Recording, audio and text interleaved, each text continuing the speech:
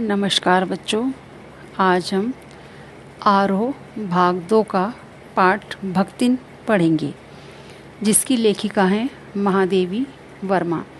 ये एक संस्मरण है। संस्मरण का अर्थ है जब लेखक अपनी किसी पुरानी बात को याद करते हुए कुछ लिखता है, पुराने विचारों को लिखता है, घटनाओं को लिखता है, तो संस्मरण कहा जाता है।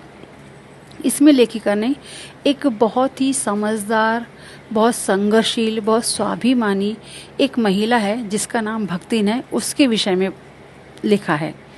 कहने को भक्तिन गांव की है, देहातीन है, लेकिन फिर भी वो बहुत चतुर है, चालाक है।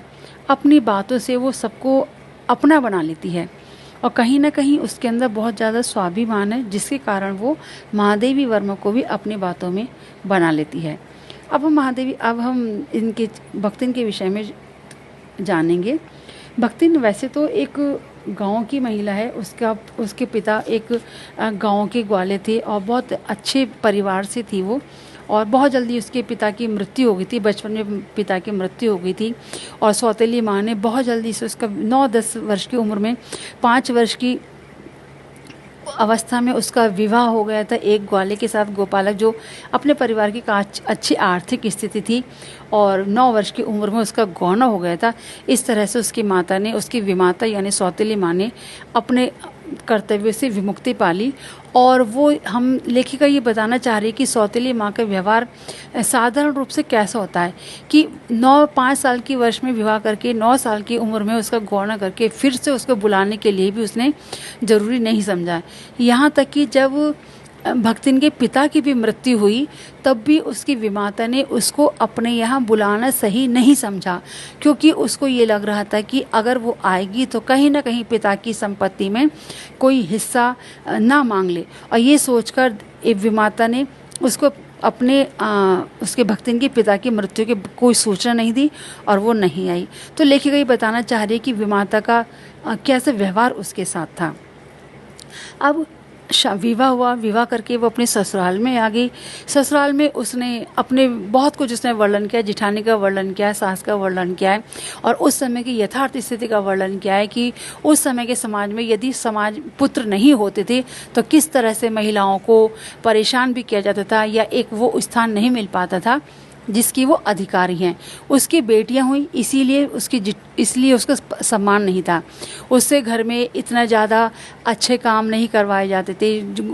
गाय है, दूध है, दही है, इन सब का काम उसकी जिठानियाँ करती थी, और गोबर कूड़े का काम उससे करवाए जाते थे। तो यहाँ हम समझ सकते हैं कि समाज में कितनी विषमताएं उस समय थी। उसका पति उसको निसंदेह अच्छे भाव से देखता था। यही कारण है कि उसने कभी भी परिवार के सारे सदस्यों की बुराई की है, लेकिन उसने अपने परिवार की में अपने पति की बुराई नहीं की। अब देखिए, समय आगे चला और 36 उम्र की आयु में ही उसके पति की मृत्यु हो गई। और ये एक ऐसी महिला की कहानी जहाँ इतनी युवा अवस्था में इसके पति की मृत्यु हो गई, किस तरह से उसने अपना संघर्ष किया, अपने बच्चों को आगे लेकर गई। उसने एक पुत्री की, उसका विवाह हो चुका था, उसके पति ने ही विवाह किया था, और बाकी जो उसके परिवार था बीच मझधार में ही था। अब समय बीता, अब उसकी क्योंकि लड़कियां ही थी, इसलिए जिठानी के लड़कों की नज़र उसकी संपत्ति पर थी, किस तरह से वो उसकी संपत्ति को हथिया लें। और इसी तरह से उनके प्रयास बार बार किसी न किसी रूप में उसके साथ में होते रहते थे। लेकिन भक्ति कहीं भी हार मानने वाली महिला नहीं थी। वो एक जागरूक महिला थी, अपने अधिकारों के लिए लड़ने वाली महिला थी। इसको महादेवी वर्मा ने बहुत अच्छे से इस पाठ में दिखाने की कोशिश की है, और वो पूरी तरह से सफल भी रही हैं।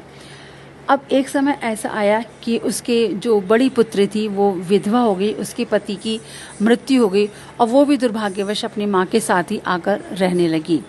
तो विधवा होना समाज में अपने आप में एक अभिशाप कहें, मजबूरियों का घर कहें, जो भी कहें, तो उसकी पुत्री के साथ भी हुआ। और उसकी जिठानी के लड़के ही अपनी बहन का विवाह अपने एक ऐसे साले रिश्तेदार के साथ करवाने के लिए तैयार हो गए